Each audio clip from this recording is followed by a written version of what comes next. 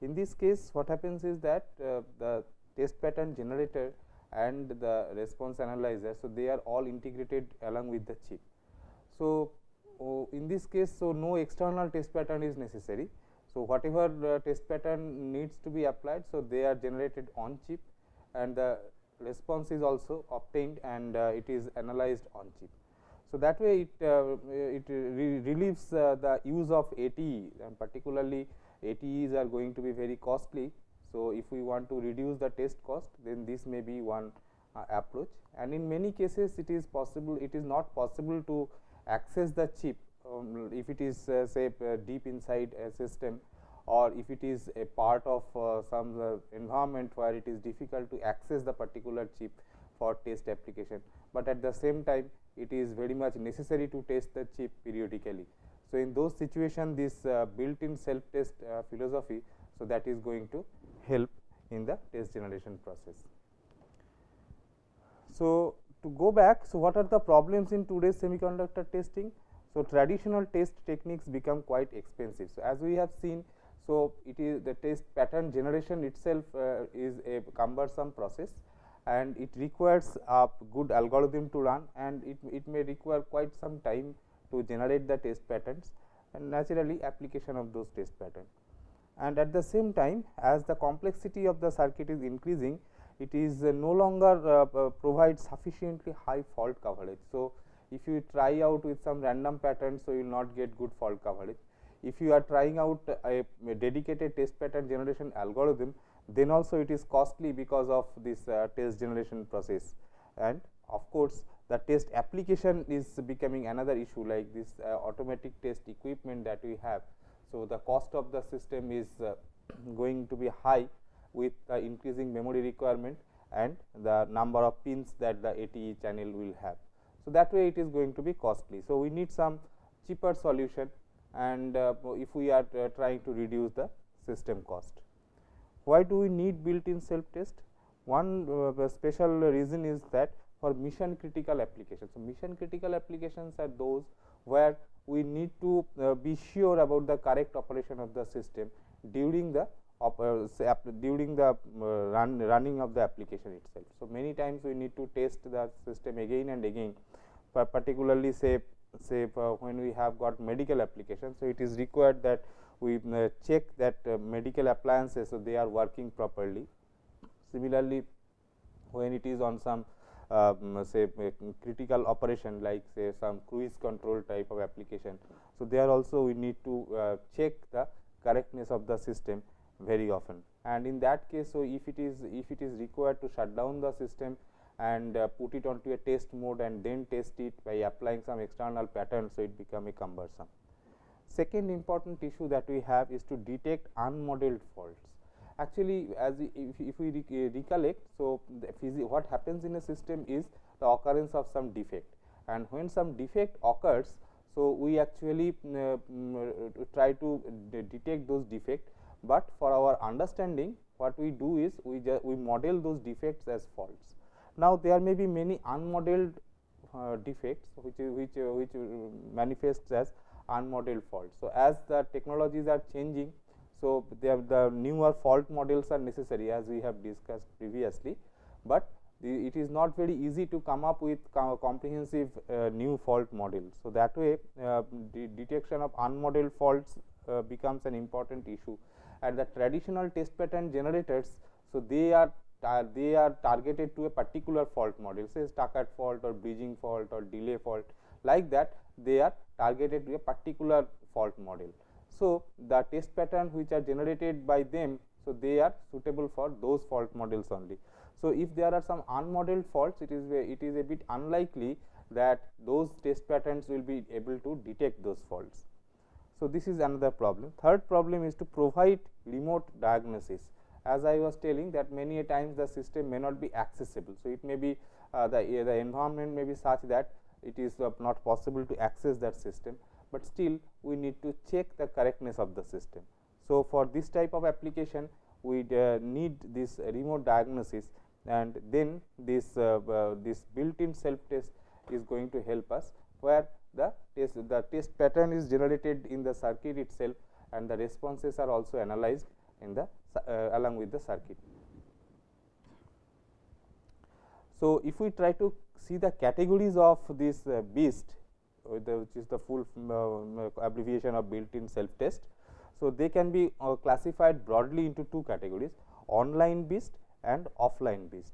So, online BIST means when the system is on, at that time it is going to test the system. So, it is testing is done concurrently with the when the system is on.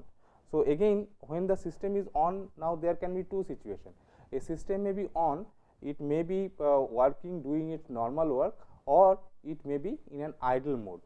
Particularly say when we have got a pager for example. So, when it is doing the paging operation, so it is in the operational mode, but the pager when there is no message to be paged, so it remains idle. So, one possibility is that we extract those idle periods to do the testing of the pager. So, both are online, in both the cases the pager is on and it is operating, but in one case it is concurrent online testing where the system is operating, side by side we are extracting some information from the system and telling that we analyze that analyze the response and try to see what is whether the system is working properly or not.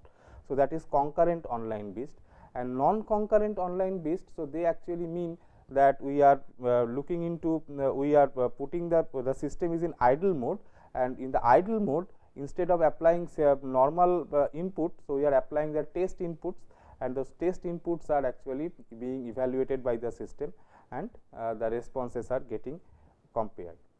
So, this is the online BIST. Now, there is offline BIST. So, in offline BIST we put the system in offline mode. So, it is not doing the work currently. So, it is put into a test mode, you can say, and then the test patterns are applied to the circuit and the responses are analyzed. So, at this when it is offline mode, so system is not doing its normal work. Okay. So, it is a normal work is suspended. Now, there can be two types of offline mode. One is functional offline BIST, and one is the structural offline BIST. So, functional offline BIST and the structural offline BIST, the major difference is that how do you generate how do you configure this BIST, or what type of patterns are used by the BIST. In functional offline BIST, so it is actually trying to test the system functionality. So, test patterns are generated keeping the system functionality in mind.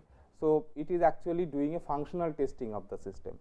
And another now a system may be viewed from two angle. One is the functional angle, where it is talking about where we are talking about the system functionality. Another angle is the structural angle, which means that we are looking into how this system has been built, what are the components in this system. So, if you are looking from the structural angle, so you can have a BIST for the structural part. So, maybe my system has got 2-3 sub modules, and for each of those sub modules we can have they have got we know they are structures, and for testing those structures, so we apply some patterns. So, that is the structural BIST. So, based on the structure of the system and functional offline BIST, so this is based on the function of the system. So, this is the classification.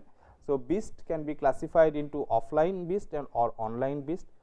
Again, the offline BIST can be classified into functional BIST or structural BIST. Online one can be classified in concurrent and non-concurrent. So, this classification was done by Abramovich in 1994. So, how does a typical logic BIST system look like? Okay. So, this is the circuit that we have, the circuit under test. Now, for in deterministic testing or ATPG based testing, what we had is, if this is the circuit under test, then from there was an equipment called ATE, automatic test equipment, and this automatic test equipment there was a memory which was holding the test patterns. Now, from the ATE, the test patterns were applied to this circuit under test, and the responses were obtained from this. So, these lines are known as ATE channels. They are called ATE channels. So, this was the situation. So, we apply the pattern that are stored in the memory. So, there is a controller which applies the patterns one after the other from the memory to this circuit under test, and the circuit under test returns the response, and this response is again compared with the golden response that is stored in the ATE. So, that was the situation for this external testing or this ATE based testing.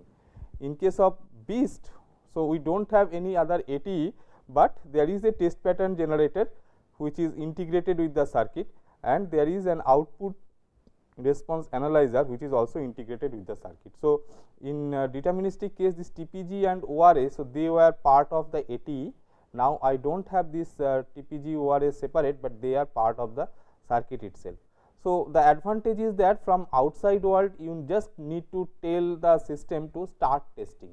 So, there is no further requirement of transferring test patterns to the circuit or getting the responses and analyzing them. So, those requirements are not there. From outside world we can just give the command to start testing, and when it starts testing, then after so this response analyzer ultimately comes up with the answer yes or no. The system may be correct, system may be incorrect. So, there may be some fault. So, those are actually detected by the this response analyzer. So, there is a logic BIST controller which will tell the system like when to start testing, and maybe it needs to stop somewhere, or there may be some other controls that are needed. So, we will see when we go to these different types of BIST and all that. So, some other controls may be necessary, so which are provided by the logic BIST controller. So, this is a typical structure of a BIST system. BIST design rules, there are certain design rules that must be followed while having this logic BIST. So, it requires more stringent design restrictions when compared to conventional scan. Therefore, designing a logic BIST system, it is essential that the circuit under test meet all scan design rules and BIST specific design rules called BIST design rules. So, the scan design rules must be satisfied, because most of the cases in this this test from the test pattern generator. So, this generates bit streams to feed the scan chains of the circuit under test. So, whatever scan based rules we have, so they must be satisfied, and once apart from that some more rules are to be satisfied. So, the scan design rules we have seen previously. So, we have to look into these BIST specific design rules called BIST design rules. So, a basic problem with this BIST based analysis is that there may be some x values, some unknown values or do not care values that may come, or so basically the unknown value. So, what happens is that in this case, so this response analyzer, so the test pattern generator is generating the patterns one after the other. So, they are applied to the circuit under test, and this response analyzer will try to try to compact all those responses into some sort of a signature, and then finally it compares the signature with the golden signature. If the circuit is fault free, then due to application of the test pattern generated by the generator, so what is the response, and in the presence of some fault, what is the response. So, these two are compared. So, if it is faulty, then it will find out that okay, the signature is going to be different. Now, the problem is that if this if there are some sources of unknowns which that are there in this circuit under test, then this response analysis cannot be done properly, because the values during operation, so it may pick up any value 0 or 1. So, naturally we cannot consider it in the BIST session. So, what is required is that in for example, if we have got one unknown source x, okay, then one possibility is that in the BIST mode we make it 0. So, in BIST mode, so this is 1, so this is 0, so the AND gate output will be 0, whereas in the normal mode of operation this BIST mode input is 0. As a result, whatever be the value at this source, so it will come to this point. So, in this way, wherever we have got one unknown source x, so we put one inverter followed by AND gate, so that in BIST mode it will always result in a 0. So, this is called a 0 control point. So, 0 control point has to be maybe inserted into the circuit, so that these x's do not come in the circuit during BIST operation. Similarly, we can also have one control point. So, where we use instead of AND gate we use OR gate. So, this whatever be this x source in the BIST mode, this output is 1. So, this point is always 1. So, it is not an x. For normal operation, this BIST mode is 0. As a result, this whatever be the value at this source, it will come to the output of the into this signal line. So, there is no problem with the normal operation of the system.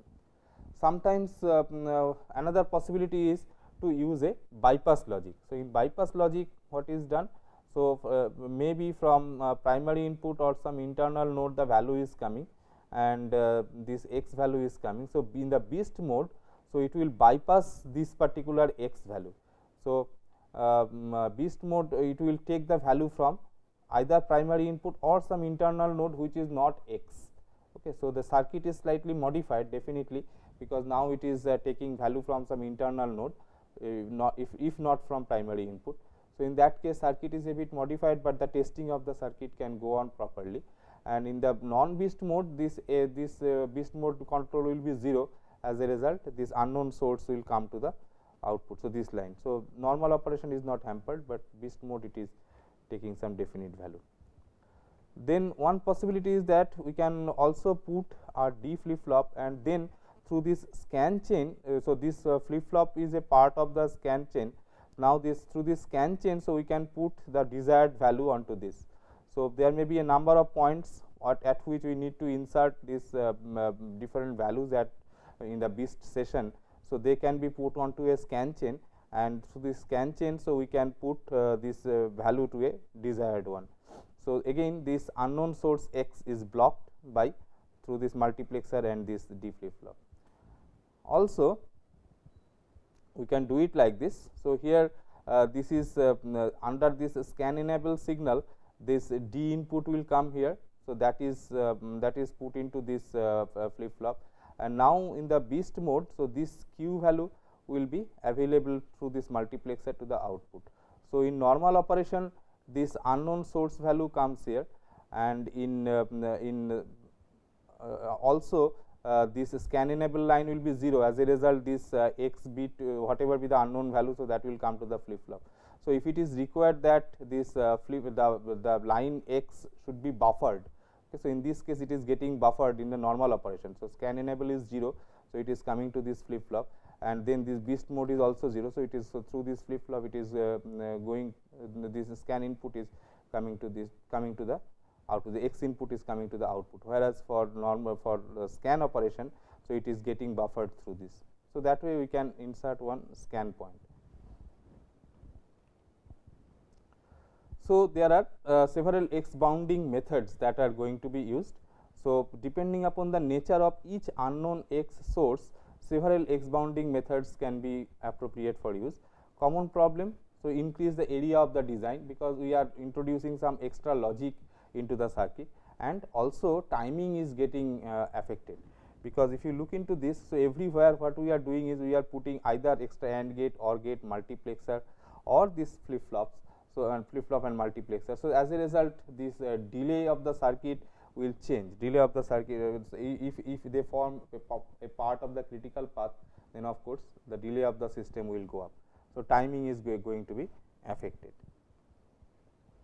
What are the unknown sources? So, we have said that if there is an unknown source, we bypass that unknown source by some mechanism. So, what are the unknown sources? First set of unknown sources are the analog blocks.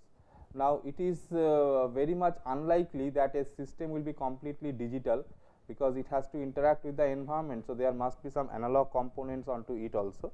So, this analog component values at the time of testing, so those values are not relevant. Okay. So, those, because we just want to have some typical value and try to see what is going to happen at the in the digital testing process.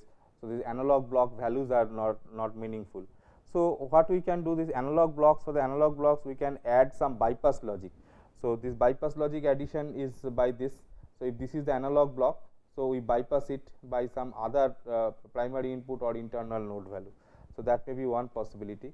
We can add control only scan point. So, control only scan point is this one. So, this unknown source, so it is getting blocked by putting this value can be put through this D flip flop, and this so this can be done.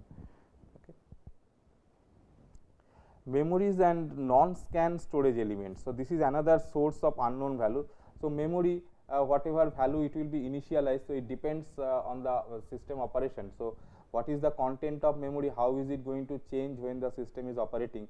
So, that is totally dependent on the actual functionality of the system. So, memories are to be bypassed. Okay. So, because memory content is not known at it is not fixed at all the points, and the contents are also not known definitely. So, we have to bypass the memories that are there. And non-scan storage elements. So, scan storage we can put them on a scan chain and put some values there, but non-scan storage elements, so that they will create problems. So, what are the way outs? Way out is, one is bypass logic. So, we can put some bypass logic for them, and by that it can just bypass the content of memory or the non-scan storage elements, or we can initialize them to some proper values. So, that way what are the patterns that will come from them will be known. Sometimes we have combinational feedback loops. So, combinational feedback loops is another dangerous point, because whenever we are trying to do a fault simulation with this combinational feedback loops, so it is difficult to come up with the stable value. So, it is better that we insert we break that combinational feedback loop by putting some scan point. So, this scan point is this particular structure. So, we put some such structure, so that this the loop will be broken, and we can put the desired value onto this onto this point via this D input and this flip flop, okay, in the scan mode. So, these can be done. Another difficulty that we have is with asynchronous set reset signals. So, asynchronous set reset signals, what happens is that in the functional mode, so this asynchronous set reset signal, if it is activated, the system will get reset. Now, during the BIST operation, if this reset signal comes, then that creates difficulty. So, somehow we have to stop that. So, what we can do, we can use this scan enable signal to protect each shift operation. So, basically this scan enable signal is 1, then this NOR gate output will be 0. As a result, this reset line will always get a 0. So, whatever be the set reset circuitry output, so it is not going to affect this flip flop. So, during the during the scan operation of this system, so this the flip flop will cannot get reset. So, basically this through this scanning line we are sending the data. So, and this scan enable line is 1. Whenever this scan enable is 1, this reset line will be 0. As a result, whatever be the operation of this set reset circuitry, this scan operation will go on smoothly. So, it will not reset the circuit. On the other hand, if you are going to check the operation of this set reset circuitry, then this SRCK line will make 1. As a result, we will get a 0 here. Then this scan enable line is also 0. So, so we will get a 1 at this point. So, whatever be the set reset circuitry, so that will get that will have effect on this flip flop. So, now we can check whether the circuit is getting reset by this giving this SRCK signal. So, that is what is said, that using existing scan enable signal to protect each shift operation. So, shift operations are protected, so that they do not get reset by chance, and we add one set reset clock point on set reset signal to test the set reset circuitry. For there may be a number of such set reset points. So, we have to protect them individually, we have to check them, we test them individually. So, we whichever set reset circuitry we want to test, for that circuit we will make, for that input we will make the SRCK input 1. So, that that particular reset will only come. However, if this is say this SRCK is 0, so you will get a 1 at this point. So, you will get a 0. So, if we do not want that this set reset circuitry should affect the operation now, so we can make this SRCK line 0. So, if there are multiple SRCK lines, each one for each set reset circuitry, so we can test them separately. So, this is the operation, the timing operation that is shown. So, during the normal during this scan operation, when this scan enable signal is high, so this clock will be given for in the shifting operation, and then when this scan enable line is low, one capture signal may be given. So, that way this is doing the normal shift operation. And then when if we are interested to do a set reset check, then we can put this SRCK line high at some point of time, C2. If the C2 is high, then this scan enable is low, so the circuit will get reset. Then this of course this in the shift window you will this line will remain low. So, you will be getting the whether the system has been reset or not, that can be tested. Another source of unknown is the tri-state bus. Like say this is the situation, one tri-state bus where there are two drivers D1 and D2 and there are two control signals EN1 and EN2 and it gets the value. Now, during normal operation of the system, so it is ensured that either of EN1 or EN2 they are activated. So, whenever we need the content of the bus, either EN1 or EN2 is activated. However, during test operation it is not it has to be guaranteed that exactly one of them is going to be 1, not both. So, this is modified by means of some one hot decoder. So, what is done? So, you see that if EN1 is 1, then this point will be 0 and as a result this will become as 0, and then if this scan enable is this scan enable is also 0, then this 0 will come here. As a result, this point will get 1 and this point will get a 0. So, you see that EN2, the EN1 being 1, EN1 being 1. So, this signal is coming here, but EN2, so at that time this EN2 is 0. So, it will be coming to this point, but suppose EN1 and EN2 both are 1.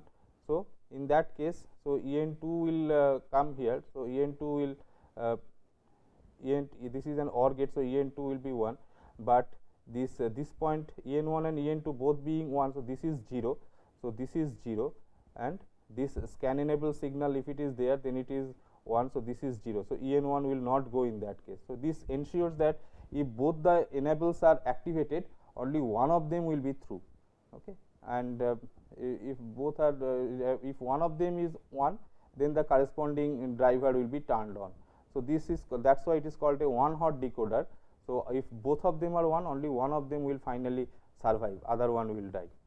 So, this is required because there may be, so there may, when we are applying the test patterns, maybe EN1 and EN2 they become active simultaneously, but that may affect the system operation.